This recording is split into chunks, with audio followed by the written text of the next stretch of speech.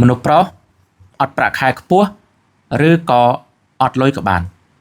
ប៉ុន្តែត្រូវមានគុណភាពគឺមានកំណើតមានគុណភាពគឺមានលទ្ធផលមានគុណភាពគឺថ្លៃថ្នូរហើយណាចង់បានប្តីចង់បានប្រពន្ធអត់អីអត់ទៅឲ្យតែមានគុណភាពតើមានគុណភាពនឹងយ៉ាងម៉េច3ចំណុចដែលមនុស្សយើងមានគុណភាពទី1គឺជំនាញត្រូវតែមានជំនាញណាមួយឲ្យពិតប្រាកដកុំឲ្យឡែត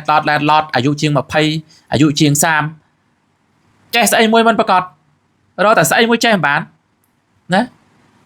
រំពឹងអីមានអីដែលជាគ្រឿងទ្រទ្រង់ជីវិតអ្នកខ្លះចាប់នេះចាប់នោះឡែតឡតពីមួយឆ្នាំទៅមួយឆ្នាំពីមួយឆ្នាំទៅមួយឆ្នាំរកអីមួយឲ្យប្រកបអត់បានបើថាយើងមិនសិនតិចឲ្យវាច្បាស់មិនសិនតិចមើលបើថាយើងជាងដៃឲ្យវាច្បាស់ជាងដៃជាងឈើច្បាស់ជាងឈើជាងឡានច្បាស់ជាងឡានជាងម៉ូតូច្បាស់ជាងម៉ូតូកុំងាករេកុំសាវ៉ាកុំការកៃណាមានសមត្ថភាពមកមានជំនាញបានមានប្រយោជន៍មនុស្សយើងអត់ជំនាញអត់ប្រយោជន៍ទេហើយអត់ជំនាញអត់មានការងារធ្វើទេអ្នកមានជំនាញណារកតែពេលហូបបាយមិនបានចេះពិតប្រាកដប្រាក់ហើហោះរត់តាមហៅណាទី2ត្រូវតែមានអិរិយាបថល្អមានជំនាញតែបើចេញមកឆ្លើយចលើសបើស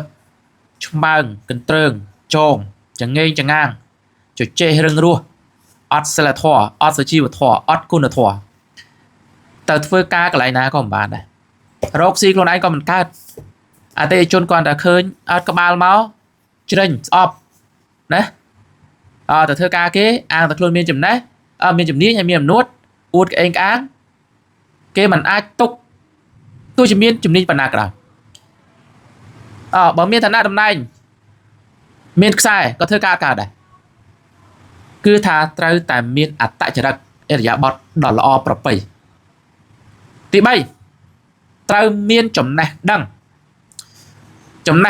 គឺជាពន្លឺដែលធ្វើឲ្យយើងយល់ដឹងត្រូវឧទាហរណ៍បកកែ design ប៉ុន្តែអត់ទាន់សម័យ design ឲ្យនរណាគេមើលឬក៏អត់ចេះអក្សរ design ខុសអក្សររហូតអាហ្នឹងមានតែជំនាញហ្នឹងប៉ុន្តែមានចំណេះដឹងផងណា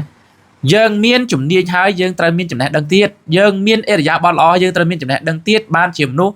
តាន់សម័យឲ្យដឹងថាបរិបទនេះវាយ៉ាងម៉េចសង្គមបែរមុខតាណាទៅដើរតាណាពិភពលោកប្រែប្រួលយ៉ាងម៉េចខ្លះយើងធ្វើអីតាន់សម័យណាបើយើងមានចរិតល្អមានជំនាញឧទាហរណ៍ថាយើងចេះធ្វើគ្រឿងអលង្ការ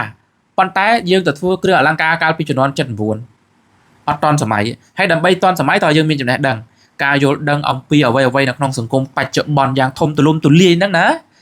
ចេះសង់ផ្ទះប៉ុន្តែសង់ផ្ទះកាលពីឆ្នាំ2000ឥឡូវ2006